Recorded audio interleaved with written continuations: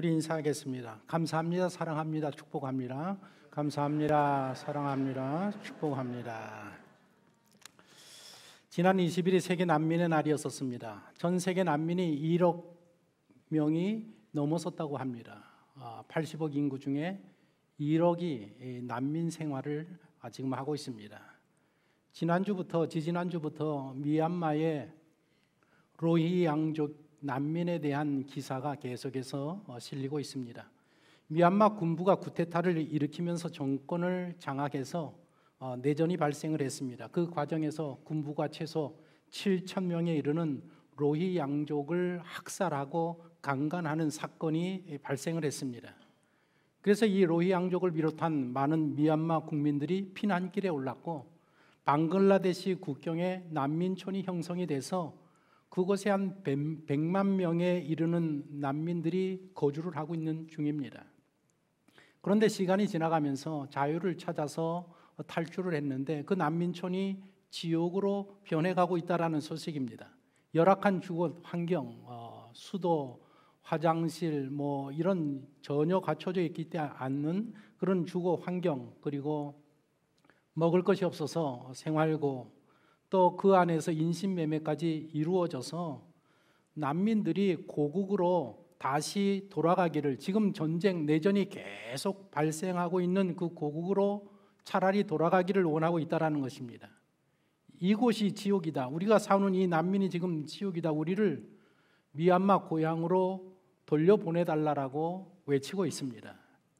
그런데 미얀마 군부는 그들을 받아들일 뜻이 전혀 없다고 합니다. 미얀마 난민들이 머물 곳도 돌아갈 곳도 없는 처지에 놓여 있습니다. 피할 곳이 없습니다. 오늘도 수많은 사람들이 그런 난민에서 지옥을 경험하고 있습니다.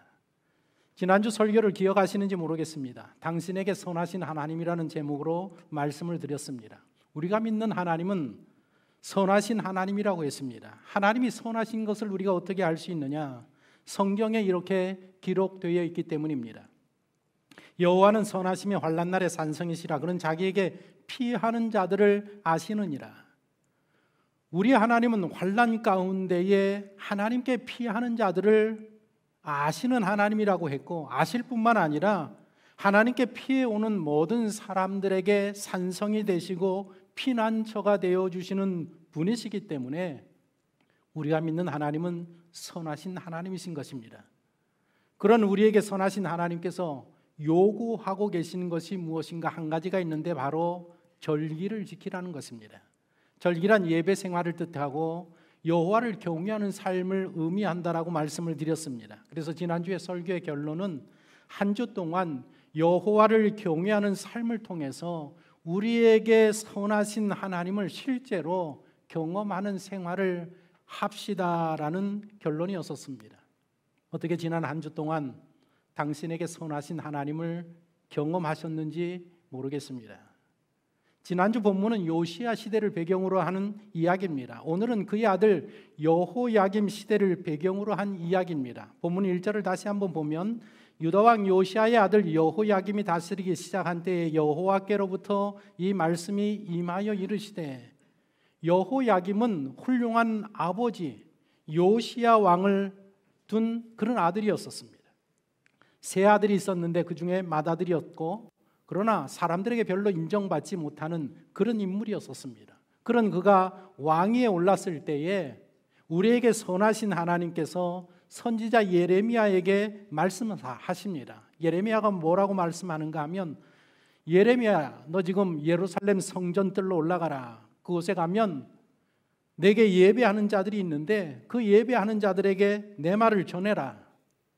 너희가 내게 순종하지 아니한다. 너희가 내 율법을 지키지 아니한다.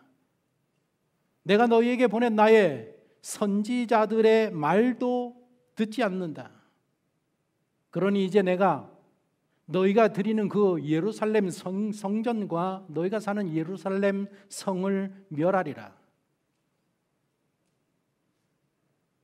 그러나 만일 지금이라도 내 말을 듣고 악한 길에서 돌이키면 너희를 심판하겠다라는 내 뜻을 내가 돌이키리라. 가서 전하라.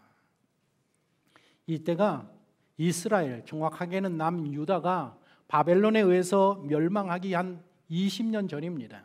20년이 지나면 완전히 멸망합니다. 성정도 무너지고 나라도 없어지고 다 이 포로로 잡혀가는 그런 시대입니다. 20년 남았습니다.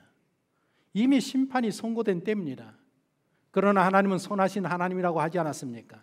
선하신 하나님께서는 마지막까지도 자기 백성이 돌아서기를 바라고 원하고 계십니다. 그래서 하나님은 이스라엘이 멸망하기 직전에 많은 선지자들을 보냅니다.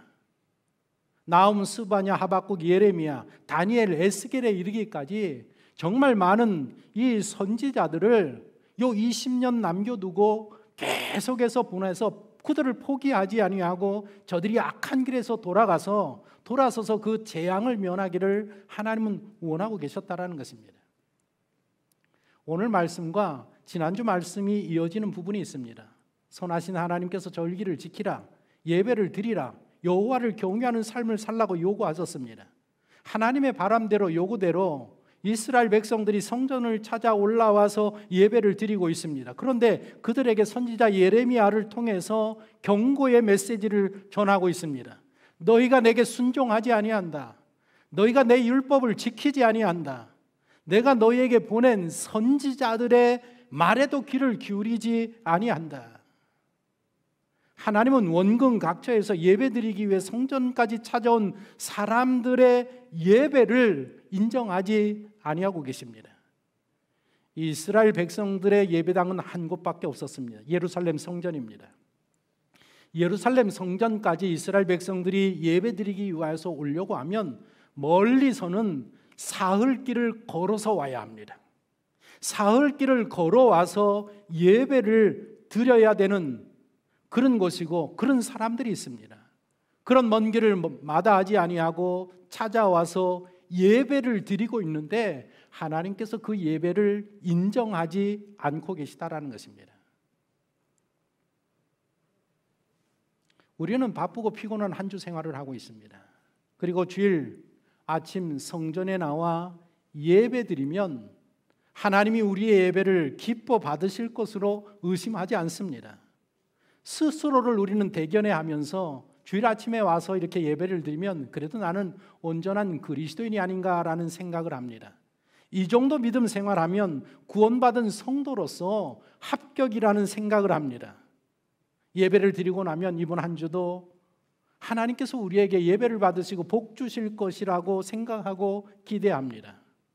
여호야김 왕 시대에 하나님을 믿고 성전을 찾아 나와 예배드리던 그들도 우리와 동일한 생각을 했을 것입니다. 하지만 현실은 저들의 생각과는 달랐습니다. 하나님께서 복 주시기는커녕 곧 너희가 망할 것이라고, 재앙이 닥칠 거라고, 그러니 이제라도 악한 길에서 돌아서라고 경고의 메시지를 선지자를 통해서 하고 있습니다. 선지자 예레미야가 하나님의 말씀을 듣고 성전뜰에 올라가서 모든 백성들에게 하나님의 말씀을 전합니다. 8절에 보면 예레미야가 여호와께서 명령하신 말씀을 모든 백성들에게 전하기를 마침에, 예레미야는 하나님의 메시지를 전달했고 하나님의 메시지를 전달받은 백성들의 반응이 어떠했는가? 이렇게 기록되어 있습니다. 제사장들과 선지자들과 모든 백성이 그를 붙잡고 이르되 내가 반드시 죽어야 하리라. 하나님께서 전하라고 한 그대로 전했더니, 하나님의 말씀을 전했더니 제사장들, 종교 지도자들, 선지자들, 모든 백성들이 예레미야를 붙잡아서 죽이려고 하고 있습니다. 이게 하나님의 성전에 찾아 나와 예배드리는 사람들의 실체였었습니다. 이번에도 미국에 가서 이민사회의 성도들을 만나서 이야기하고 예배도 함께 드리는 좋은 시간을 많이 가졌습니다. 미국 이민사회에서 늘 문제가 무엇인가 하면 부모와 자녀의 갈등의 문제가 심각합니다. 특별히 예수 믿는 성도들, 가정의 갈등의 문제가 심각합니다. 부모들은 신앙이 너무 좋습니다. 옛날에 그 어려울 때 70년대, 80년대에 미국으로 이민 가서, 대한민국이 어려울 때 이민 가서 그곳에서 정착하면서 바라볼 것은 하나님밖에 없어서 신앙들이 얼마나 좋은지 모릅니다. 그런데 그 밑에서 자란 자녀들은 다 신앙에서 떠났습니다. 20대가 되면서 30대가 되면서 신앙생활에서 다 떠났습니다. 떠나는 이유가 무엇인가? 그 자녀들이 하는 이야기가 무엇인가 하면 우리 부모들의 위선적인 신앙 때문에 나는 하나님을 믿지 않습니다. 나는 교회 나가지 않습니다. 우리 부모님을 보면 교회에 나가면 교회에 들어서는 순간에 so nice person, 너무 좋은 사람이라는 겁니다. 예의 바르고 인사 잘하고 빅 스마일, 웃음을 활짝 웃으면서 잘 지내셨습니까? 별일 없으셨습니까? 교회에서는 그런데 예배를 마치고 집에 돌아오면 완전히 딴 사람이 된다는 것입니다. 이런 이야기는 이제 이민사회만 들려지는 이야기가 아닙니다. 우리나라에서도 들려지는 이야기입니다. 왜 우리 젊은 자녀들이 신앙생활, 교회 생활에서 떠나는가? 부모들의 위선적인 신앙의 모습에 견딜 수 없다라는 이야기를 하고 있습니다. 엄마 아빠가 교회의 모습과 가정의 모습이 너무나도 다르다고 합니다.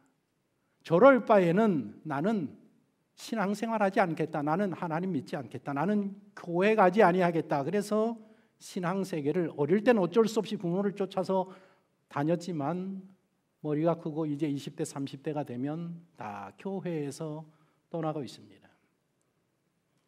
며느리들은 말합니다. 교회 권사님이신 우리 시어머니가 교회 가면 정말 품이 있는 천사의 모습이시랍니다. 얼마나 친절하고 교양이 넘치는지.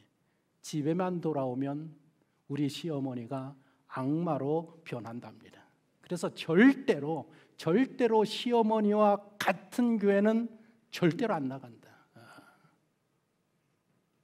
그래서 우리 며느리들이 안 나오시나. 예수님 시대에 예배에 관해서 무척이나 궁금했던 한 여인이 있었습니다. 그녀는 사마리아 수가성이라는 동네에 살고 있었습니다. 예루살렘에서 활동하시던 예수님께서 갈릴리 집으로 돌아가시는 길에 그 사마리아 수가성을 거쳐서 올라가십니다. 그래서 이제 수가성에 도착했을 때에 지쳐서 우물가에 앉아 계시는데 마침 그 예배에 관해서 무척이나 궁금하게 여겼던 여인이 물을 기르러 나옵니다. 예수님과 인사를 하게 되고 예수님을 보니까 훌륭한 선지자인 것 같습니다. 그래서 늘 신앙에 대해 궁금했던 예배에 관해서 질문을 하게 됩니다. 요한복음 4장 20절에 보면 무엇을 질문하는가 하면 이 질문을 합니다. 우리 조상들은 이 산에서 예배하였는데 당신들의 말은 예배할 곳이 예루살렘에 있다 하더이다. 우리 조상들은 사마리아 사람을 말하고 당신들은 유대인들을 말합니다. 유대인들은 같은 동족이라도 외국인 피가 섞인 사마리아인들을 인정하지 않았습니다. 그래서 그들은 예루살렘 성전에 와서 예배 드리는 것이 허용되지 않았습니다. 하나님 앞에 예배를 드리고 싶은데 그들은 예배를 드릴 수가 없었습니다. 그래서 사마리아 사람들은 그리심산이라는 곳에, 자기들이 사는 지역 그리심산이라는 곳에 자기들의 성전을 지었습니다. 그리고 그곳에서 예배를 드렸습니다. 그런데 그녀의 마음속에는 늘 의심이 있었습니다. 도대체 하나님께서는 누구의 예배를 드릴까? 받으실까? 우리 사마리아 사람이 그리심산에서 드리는 그 예배를 하나님 받으실까? 아니면 유대인의 말처럼 예루살렘 성전에서 드리는 예배를 받으실까? 그런데 거기에 대한 명쾌한 답을 주는 사람을 만날 수가 없었습니다. 그러다가 예수님을 만났는데 예수님을 딱 보니까 위대한 선지자처럼 딱 한눈에 보인단 말입니다. 그래서 예수님에게 묻습니다. 어디에서 예배를 드려야 하나님은 그 예배를 받으시겠습니까? 예수님께서 답을 주시는데 요한복음 4장 21절에 보면 이렇습니다. 예수께서 이르시되 여자여 내 말을 믿으라. 이 산에서도 말고 예루살렘에서도 말고 너희가 아버지께 예배할 때가 이르리라. 그러면서 하시는 말씀이 23절을 보시면 같이 한번 읽어보겠습니다. 아버지께 참되게 예배하는 자들은 영과 진리로 예배할 때가 오나니 곧 이때라. 아버지께서 자기에게 이렇게 예배하는 자들을 찾으시느니라. 하나님은 영이시니 예배하는 자가 영과 진리로 예배할지니라. 예수님께서 뭐라고 이야기하는가 하면 하나님은 영적인 존재다. 그렇기 때문에 그리심산에서 너희가 예배를 드려도, 예루살렘 성전에 가서 예배를 드려도 영이신 하나님께서는 그 예배를 다 받으실 수 있다. 예배에 있어서 중요한 것은 장소가 중요한 것이 아니고 예배를 어떤 자세와 어떤 내용으로 드리느냐, 그리고 예배 드리는 자가 하나님과 어떤 올바른 관계를 맺고 예배를 드리느냐, 그것이 중요하다라고 가르치고 있습니다. 그 후에 기독교 교리를 세운 사도 바울이 이 사마리아 여인과 예수님과의 대화의 내용을 잘 이해하고 나서 바른 예배가 무엇인가에 대해서 로마서에서 그가 우리에게 설명을 합니다. 로마서 12장 1절 2절을 보면 1절을 보십시오. 그러므로 형제들아, 내가 하나님의 모든 자비하심으로 너희를 권하노니 너희 몸을 하나님이 기뻐하시는 거룩한 산 제물로 드리라. 이는 너희가 드릴 영적 예배니라 하면서 2절 같이 읽습니다. 너희는 이 세대를 본받지 말고 변화를 받아 하나님이 선하시고 기뻐하시고 온전하신 뜻이 무엇인지 분별하도록 하라. 예수님께서 예배하는 자는 장소가 아니라 어느 곳에 있든지 영과 진리로 예배드리는 자가 되어야 된다라고 말씀을 했고, 사도 바울은 예수님께서 말씀하시는 진정한 예배자가 무엇인가에 대한 이해를 해석해냈습니다. 사도 바울이 말하는 진정한 예배자, 하나님이 받으시는 그 예배, 그런 예배를 드리는 사람은 어떤 사람인가? 세 가지를 말했는데, 첫째는 이 세대를 본받지 않는 사람, 마음의 변화를 받은 사람, 하나님의 뜻을 분별하는 사람. 오늘 여러분들 주일 아침에 예배 드리러 오셨습니다. 지난 한 주간 얼마나 피곤하고 얼마나 바쁜 인생을 살았습니까? 아마 오늘 아침에 좀 더 자고 싶은 분들, 교회 가지 아니하고 날씨도 우중충한데 그냥 쉬고 싶은 분들이 많으셨을 겁니다. 그럼에도 불구하고 그것을 이겨내고 이 예배 전에 찾아온 여러분들을 향해서 감사를 드리고 환영을 드립니다. 그런데 그런 마음을 가지고 왔을지라도 하나님이 오늘 우리 예배를 드리는 우리 모든 성도들에게 원하시는 것이 무엇인가 하면, 너는 이 세대를 본받지 않는 사람이냐? 너는 마음의 변화를 받은 사람이냐? 너는 하나님의 뜻을 분별하고 사는 사람이냐?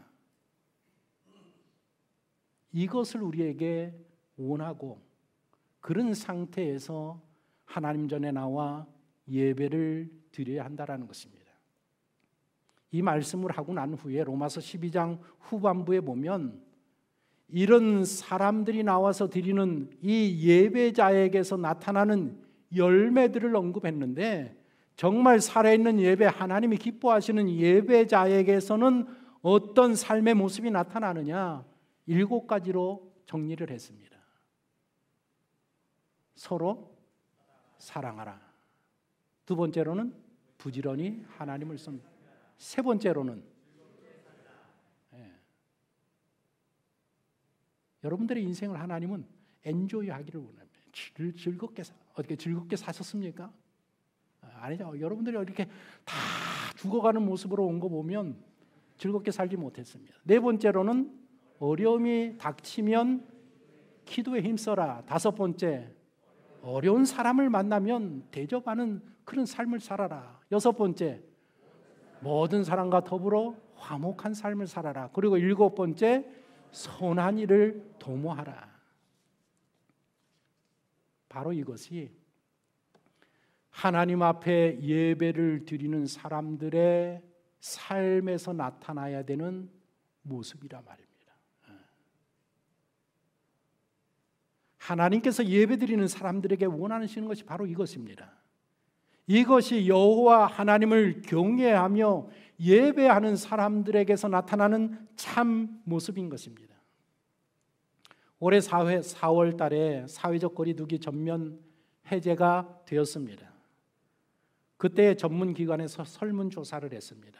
질문이 무엇인가 하면, 코로나19 이후 교회가 중점적으로 강화해야 할 것이 무엇이라고 생각합니까? 라고 물었을 때에 주일 현장 예배가 회복되어야 합니다라고 얘기를 했고, 교인들의 친교와 교제가 회복돼야 됩니다. 교회 공동체성을 회복해야 됩니다. 코로나 회복된 이후에 지금 이제부터 이 우리들의 교회가 어떤 교회가 되기를 원하는가 하면, 사람들은 예배가 살아있는 교회, 그 다음에 성도들의 교제가 친교들이 충만하게 이루어지는 그런 교회, 그리고 교회가 교회의 아이덴티티, 정체성을 잃어버리지 않는 교회가 되기를 원하고 있다는 것입니다. 두 번째 질문을 했습니다. 당신이 정말 다니고 싶은 교회는 어떤 교회입니까? 라고 물어보았더니, 교인 간의 진정성 있는 사랑과 교제가 있는 교회, 나는 그런 교회에 다니고 싶습니다. 두 번째로는 설교가 은혜로운 교회. 이건 좀 문제가 있습니다. 당연한 이야기인데, 설교가 은혜로운 교회라는 건 뭔가 하면, 아직도 크리스찬들이 신앙생활하면서 목회자에게 의존하는 의존심이 강하다라는 그런 뜻을 내포하고 있습니다. 어쨌든 간에 이 설문조사를 보면, 오늘 하나님이 우리들에게 원하시는 것과 세상 사람들이, 모든 사람들이 우리 성도들에게, 교회에게 원하는 것이 다를 바가 없다라는 것입니다. 우리 모든 신앙인들에게 오늘 이 주일 예배는 한 주의 시작입니다.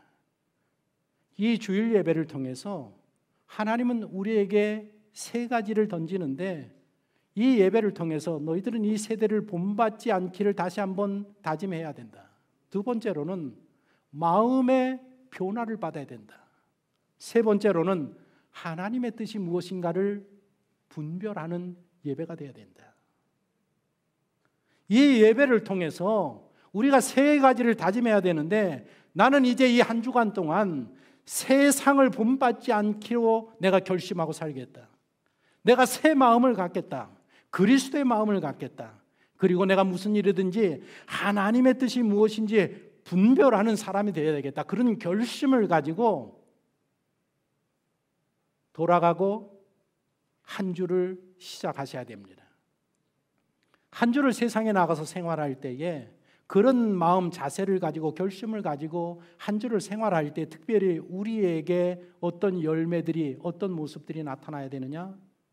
사랑의 열매, 섬김의 열매, 즐겁게 사는 열매, 어려움이 닥치면 한탄하지 말고 하나님 앞에 기도하기를 힘쓰는 열매, 그리고 어려운 사람들을 만날 때마다 대접하고자 하는 그런 열매들, 만나는 모든 사람들과 화목하기를 기뻐하고 노력하는 그런 열매들, 그리고 늘 착하고 선한 일을 도모하겠다라는 그런 마음의 열매들이 나타나기를 하나님은 기대하신다는 것입니다. 한 주를 시작합니다. 승리하는 한 주가 되기를 바랍니다. 하나님이 기뻐하시는, 교회와 성도들에게서 나타나는 그 하나님이 원하시는 열매를 맺음으로 말미암아 우리의 예배를 기뻐 받으시고 우리를 하나님의 자녀로, 예배자로 인정함을 받는 우리 성도가 되도록 이 한 주간 노력해 주시기를 간절히 소망합니다.